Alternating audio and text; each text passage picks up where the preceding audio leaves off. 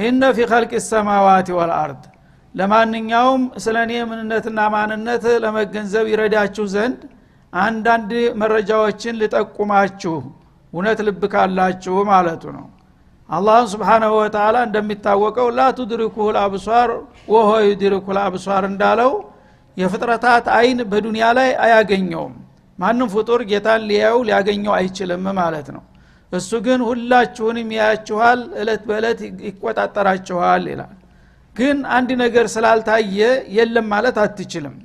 ከማየት ያላነሱ መረጃዎች አሉ ስለ ጌታ የሚገልጹና የሚያስተዋውቁ ነገሮች።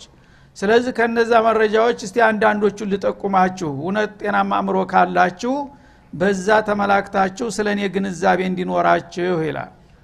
እና ኢነ ፊ ኸልቅ السماوات والارض ከምልክቶቹ አንደኛ በሰማያትና በምድር አፈጣጠር ይላል።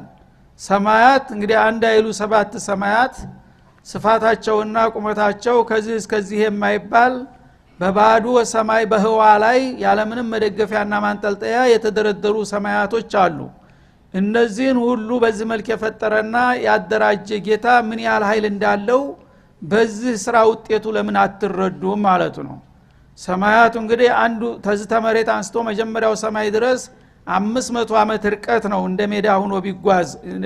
ተዛ በኋላ ሰማው የመጀመሪያው ሰማይ ድንዳኔው ውፍረቱ ደግሞ 500 አመት የሚያሰር ነው።